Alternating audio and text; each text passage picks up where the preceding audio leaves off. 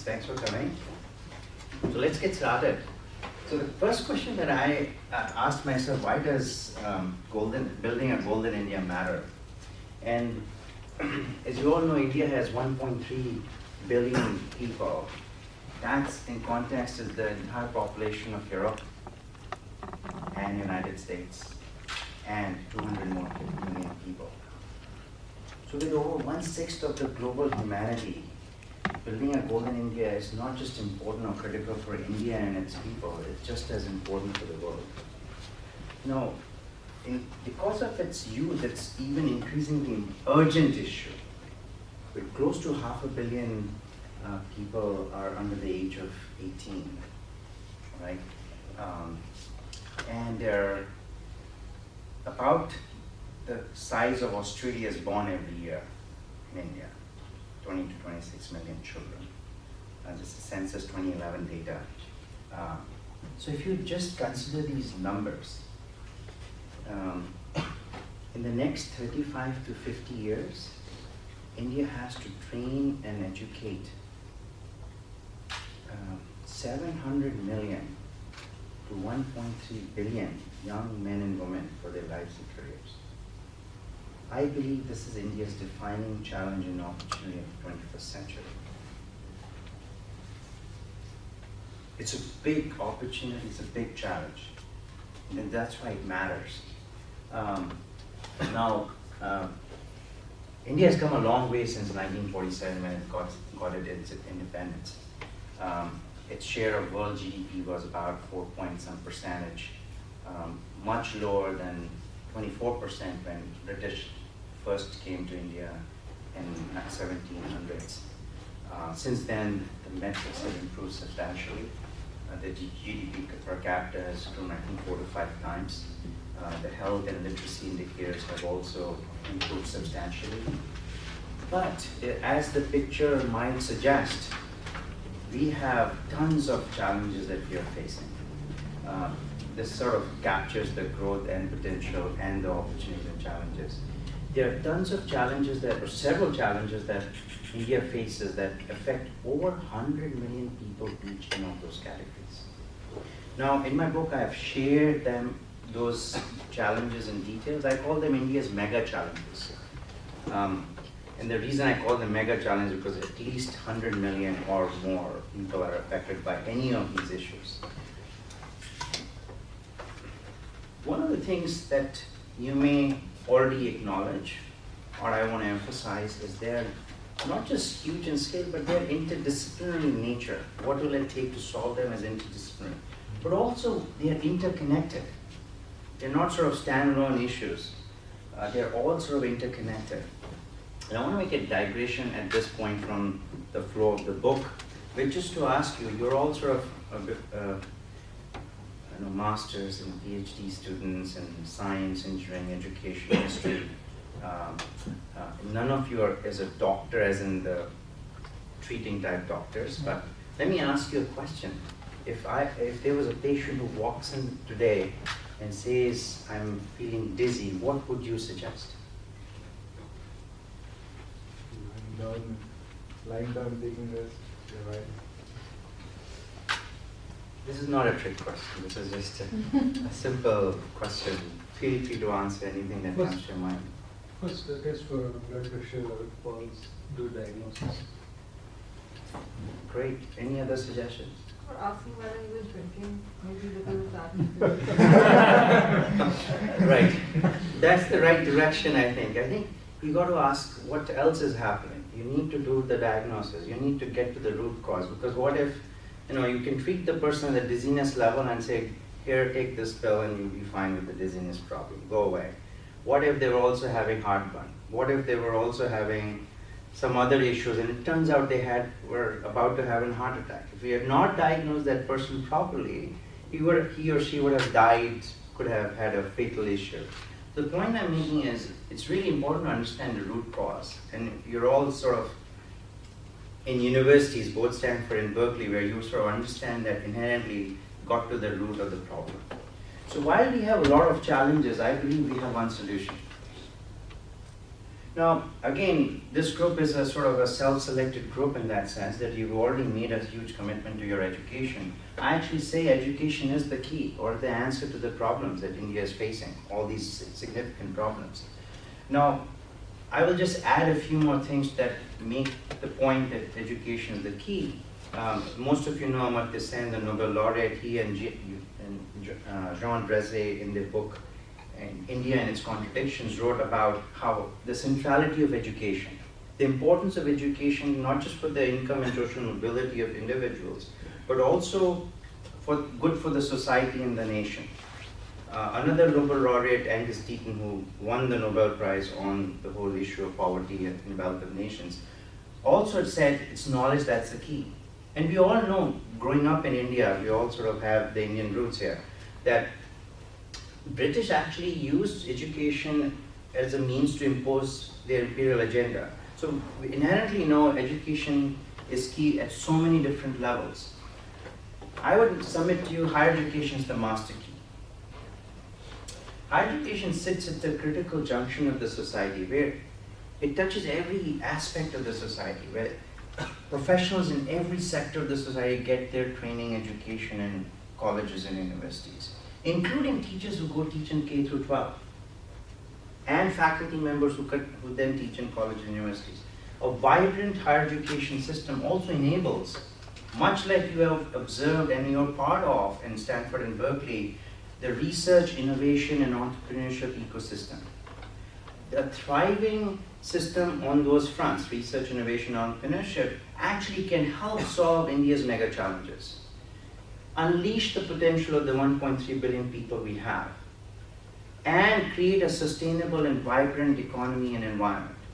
Now, if you have that engine going in a positive growth cycle, that you're preparing the individuals who are then making the services and different sectors of the economy really vibrant, the economy grows, the people benefit, the society benefits, increased revenues give more tax revenues that can be reinvested in higher education. That, in fact, is a virtuous growth cycle.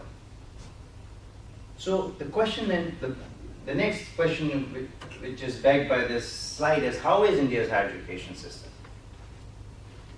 So I used to work in applied materials, long time back.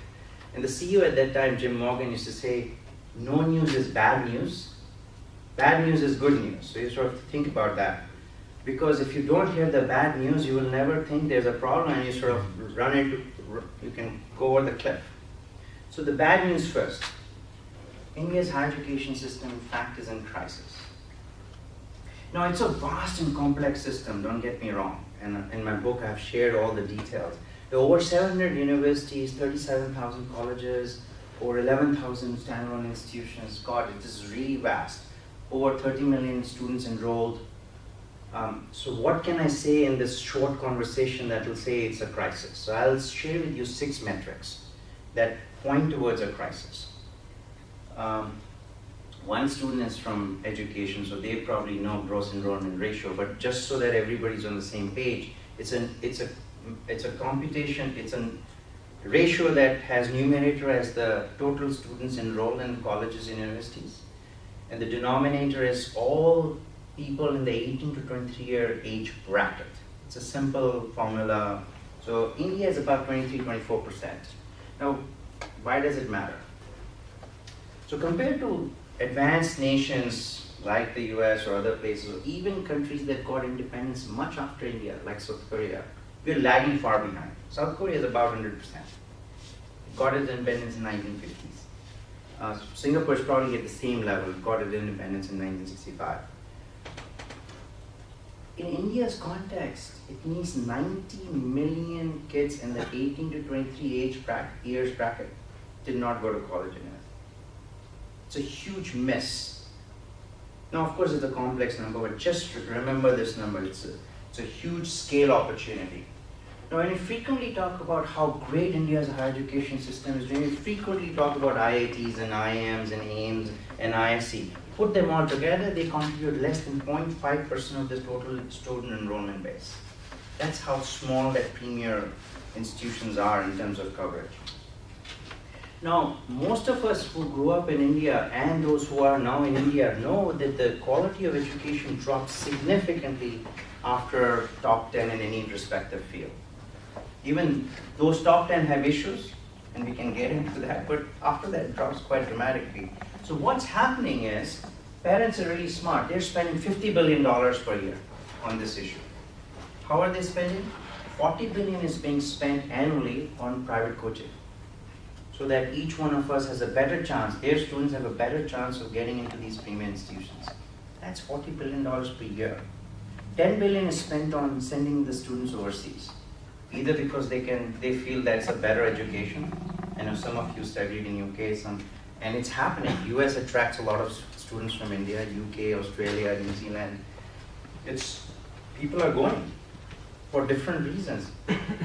Very famously, Narayan Murthy said, hey, my son didn't make it to IIT, so he went to Cornell, right? So for different reasons, $10 billion per year is being spent by parents in India to send their kids overseas. That's $50 billion per year. In context, Indian government, central and state, all state governments put together, their education ministries invest $10 billion per year in the higher education system.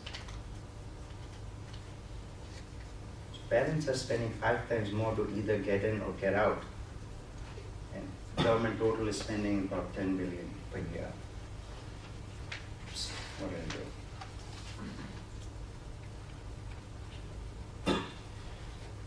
What's even worse, or insult to injury, is that students going to colleges in India, 75 to 90% are considered unemployable by the industry. So industry is spending 6 to 12 months in taking these students and then training them for productive work. So imagine the situation, just to picture the 5 that I have said so far. Everybody is paying a price for a broken system. Students are studying harder and longer to get into these premier institutions. So just a fun fact, 1960s, those who made it to IIT, they were preparing for 12th exam or 11th exam, just sat in the IIT JEE and made it. There's no extra preparation. I gave JEE and BD3. At that time, typically it was 1 year training, 1 year sort of nose in the grind, sort of 1,000 rupees for the Agrawal classes or brilliant tutorials. That number now is at least 4 years of extreme hard work, sort of extra coaching, and the cost is 2.5 lakhs to 5 lakhs for the 4-year period. So it's in a matter of 30 years, that coaching and the effort has gone 4 times in terms of effort, and 250 to 500 times in terms of cost. So clearly, it's signaling a major problem in the society, in the nation. And even after 70 years of independence, India does not have one world-class, multidisciplinary research university in the country today. And just one institute was ranked in the top 500 in global rankings. Just these 5 tell a very compelling story that India's higher education system is in crisis.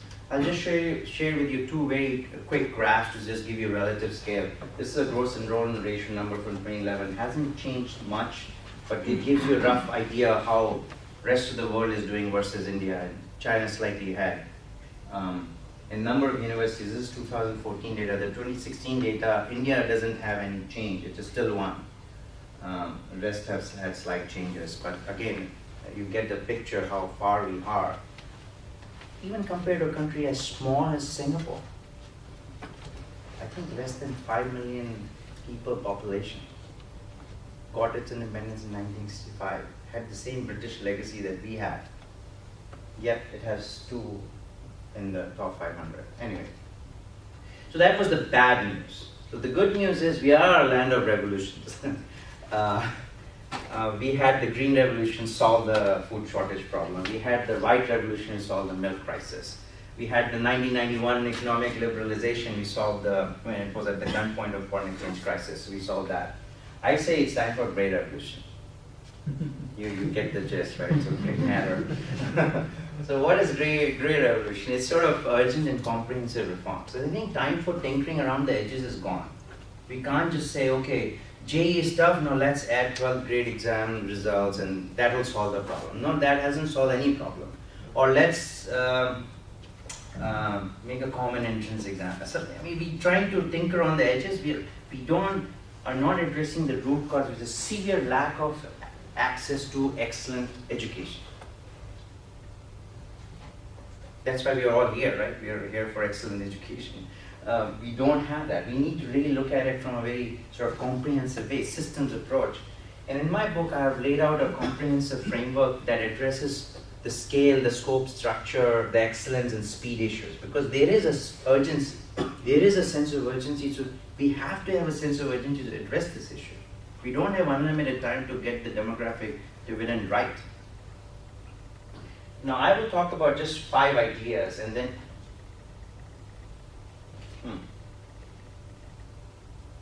my mistake there, something's gone goofy. So the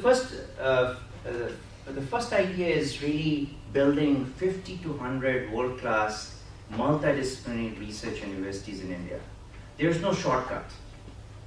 This is the place where the next generation of faculty members, the next generation of teachers, the next generation of innovators, researchers will be prepared. We have no choice. We have to fill that vacuum we currently have in our portfolio of universities in India.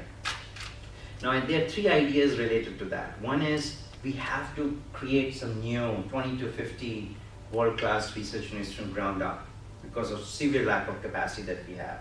Then we also want to take advantage of converting or transforming existing institutions in India, such as IITs or IIMs, or pick another good university, into world-class multidisciplinary research university. The third related idea is we have to stop creating these single discipline institutions that we have plethora, right? We're still replicating IITs, we're still replicating IIMs, we're still replicating, no, in fact, not only we're replicating, we're creating new ones. So I am told by people who were in the decision-making body of groups that they felt they created this Indian Institute of Science and Engineering Research. Of course, it's being touted as the next big thing. But the reason they created is actually very funny. They felt the chemists and the physicists and the biologists were not getting due share of credit in IITs. So by creating a separate, smaller institution, these people will get more respect and visibility. It is one of the most regressive ideas I've ever heard of. So instead of going broader, where we get the best faculties in science, engineering, liberal arts, all of them together in one co-located campus like Stanford or Berkeley that you all are experiencing, we've actually gone narrower from IITs to ISS. So you think about it, you fast forward, somebody wants to now create and could potentially make a case for creating an organic chemistry focused institution because they're not getting enough visibility or respect in IISERs. So we have to stop, we have to change our mindset from these single discipline institutions to multidisciplinary institutions, because as you have seen and as you have observed, there's value for being together in institutions, learning different disciplines, working in the intersection boundaries of these various disciplines to create very innovative services, products, etc. Or making decisions that are informed by other perspectives that really do matter. There's no product that just lives in the science and engineering world. It is informed by economics or business or law or other, I mean, if it's a medical device, it's informed by doctors. I mean, that opportunity we don't have, and we need to create that. So that's idea number 1. The second idea, and I apologize for this slide, I don't know what's gone wrong. It's a master plan for each state. Now, we live in California. In 1960s, you may know, and some of you have read the book, so you know what I'm talking about. California established a master plan. Basically a 3-model or 3-legged stool system of universities. So one leg consists of community colleges, another leg consists of the California State Universities, and the third leg consists of the UC system. And students can actually have multiple pathways. Somebody can theoretically go to a community college, get a 2-year associate degree, and then transfer to a UC system or a CSU system, or even come to a private institution. And that's fine. There's no age bar. It's 100% access. If you graduated from high school, you get access to community college. No entrance exam, 100% enrollment, 100% access. CSUs are focused on masters and undergraduates, and UC, of course, is all PhDs and research and everything. Between these three systems, California has benefited from access to excellent education. 80% of Californians go through the system. The economy that California has, thanks in large part to the system, not just the UC, but of course the benefits of Stanford and other private institutions. It's one of the most thriving economies in the country, and in fact in the world. On its own, it's the 8th largest economy in the world. And it's not in one just field, it's like 7, 8 fields. Agriculture, tourism, financial and business services, high-tech, biotech, healthcare, you name it, right? It's very diverse. And it's because of the education system that it has created. It was so successful, the California Master Plan, that almost every state in the US then replicated one version or the other. I think we can take definite lessons from this model and adopt in our different states in India. Third, we need to eliminate the British Raj legacy. Even after 70 years of independence, we are still holding on to some ideas and rules and regulations, and I think Raghu would really speak up if he was here. Raghu Mahajan, some of you may know, we have sort of mindlessly adopted some rules and regulations. So when British used to recruit students for British government machinery within India, they had a rule which said students must graduate from a British approved college. And you can see why they had that rule. They wanted you to go through a certain sort of learning so that you come prepared, so that it's easier for them to deal with you and etc. We still have that. So a government job in India today can only be given to somebody who has gone through a government approved college or university. So it's licensed Raj, a concept that you're all probably familiar with. Since licensed Raj in education is on steroids, we haven't changed it. I don't see any reason why we should still be keeping it. The other big one is affiliated college system. I don't know if you're familiar with the affiliated college system. You are? Yeah. Is everybody familiar? 75 to 80% of India's undergraduates go through the affiliated college system. It's a race to the bottom as far as quality is concerned. I think if you remember the number, 75 to 90% are considered unemployable. I bet if somebody did research, and some of you, especially you are doing research, I bet that number comes from affiliated college. Because it's become a money-making enterprise in India right now. Some stats say that 50 to 80% of those colleges are owned by politicians or their families. Average student enrollment is 700, average teacher base is 26. Imagine what quality of education you'll get in that college. There's no research by design, it's only undergraduates, and because it's a business, undergraduates are teaching undergraduates. We need to get rid of that system. It has no value in my mind, except, of course, there's vested interest to keep it going. Now, given the scale of the problem, the fourth idea is to really leverage EdTech, MOOCs, massive open online courses. The scale at which we have to address this problem, and I remember the number, half a billion under the age of 18. We can't build universities fast enough to solve this problem. I mean, we need to approach that for a sort of parallel path, but also in a parallel path we have to say, how can we leverage the MOOCs platforms being established? Now in fact, content has also been established. Now India needs to just take that and make that available in a very, very concerted manner and solve the undergraduate education problem. It won't solve the research, innovation, entrepreneurship problem, but it'll still at least solve the education problem. And the last point on that is transform the accountability and incentive structure for faculty members. Now, what makes Stanford or Berkeley great is its faculty members. The reason some of you may have chosen one or the other may be because of the advisor or the kind of reputation that department had in its research or the kinds of research that was happening. That's what brought you here. That's what makes universities great. There's no secret. It's a well-established fact that universities are great because of its faculty members. Everything else happens because that fundamental platform has been established. And India, it has to be then made market-based incentives and merit-based incentives and accountability system. Because if India has a chance of attracting some of you or a large number of you to go back and teach, it has to really then take care of your incentives and accountability. So it's right now it's possible in India to get a job, and after 1 year, if you didn't do anything illegal or something really bad, you did piss off your advisor or the mentor, you would be faculty for life with full pension benefits. You get promotions based on age. You won't get fired if you didn't, there's no tenure system. IIC is the only one that's just about starting to experiment the tenure system. Now there are pros and cons of the tenure system, but by the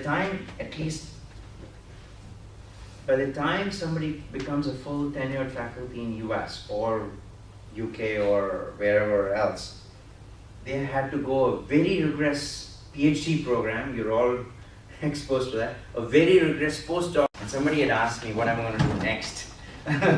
So I'm going to bring that up and say, look, this is a shared problem, a shared challenge. We all grew up, we all have some connections back to India.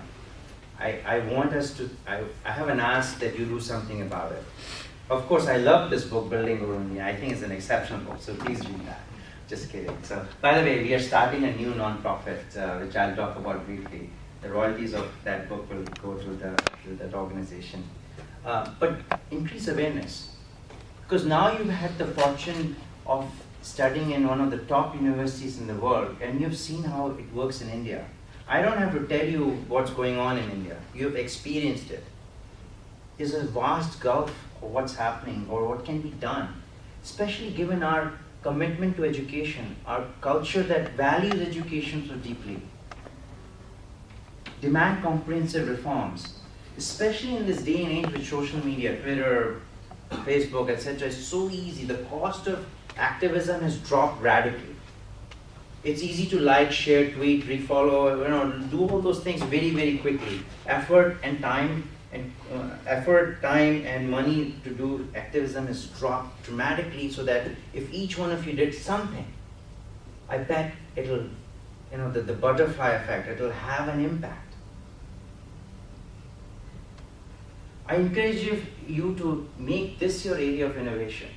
I know you're following different paths. I know some of you are in education. I don't know your angle with history, but really make this your area of innovation. There's so much to be done.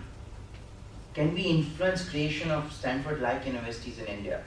One of the stats that really blew me off when I was doing research in Stanford was in 2014, Stanford startups generated $2.7 trillion in revenues. Imagine the economic activity or the impact just one university can have rather. Of course, the last one is Nalanda.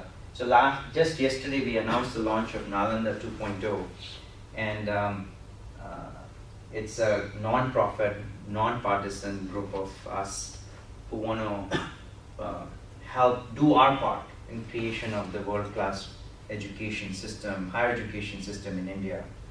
Two of them are actually with me here. One is Moy, and the other is Deepan.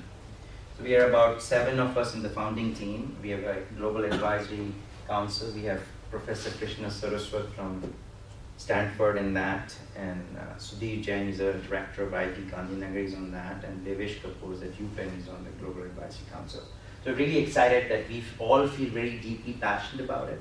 So book was a means to an end. It's not, book was meant to increase awareness. But having done that and having done advocacy for the last 1 year, I feel we need to just step up and do even more, so that, because again, there's so much to be done in such a short amount of time. So more people involved, I think the better. So my ask again is to contribute. If you connect at some level with what I just shared, and you feel deeply about it at the level that you want to contribute, please do. Talk to us, one of us here. Spread the word, follow, like, share. We are on Facebook, Twitter, and our website. And if we do our part, if we do our part and we can make India's higher education world class, we can in fact build a golden India. India where the dreams of founding fathers like Gandhi, Ambedkar, Tagore, Patel, Nehru will be realized, where the country and the countryside are prosperous, where people are healthy, environment and economy are sustainable, we are peaceful society and united, where the mind is without fear, where values such as honesty and integrity, excellence, merit are valued and rewarded, where industry, university relationships are thriving, research, innovation, entrepreneurship ecosystem is vibrant, where the best and the brightest talent in the country are teachers and faculty members in schools and colleges. And most of all, is golden not just for a few, but for all of us. Thank you. Can you tell more about Nalanda 2.0? Yeah, so we just launched it. Nalanda 2.0 is a non-profit. We have Nalanda 1.0, right? The one in around New Delhi. So Nalanda 2.0 is the reason we call ourselves Nalanda 2.0. We're referring it to Nalanda of 1400 years before, when it was the first world-class, it was among the first few, in fact, the first world-class university in the world before the Western world got its first university. So we are referring to that as Nalanda 1.0. The 2.0 is what we want to help create. Of course, there's a Nalanda University now in Bihar, but it's very narrowly focused right now. So we are not really referring to that Nalanda. We're referring to this Nalanda. Amartya Sen is on the board of that. He was. He was the first chancellor or vice chancellor. Okay. Chancellor for that. So were you asking about this or? No, good to see. So it's a non-profit organization, and we want it to be non-partisan. So it doesn't matter which party is in power or not. We are apolitical. We want to do our part in raising awareness on all the issues we talked about. Mm-hmm. And the 5 big ideas that we just mentioned, building research universities and eliminating some British Raj legacy, etc., etc. We're going to focus on those. And the way we're going to do it is we're going to conduct research, and we're going to educate stakeholders. And that's broadly speaking everybody, right? We want to educate people in this room, we want to educate people in policy making, we want to educate people in political leadership. We want to do our part in making sure our informed and opinions and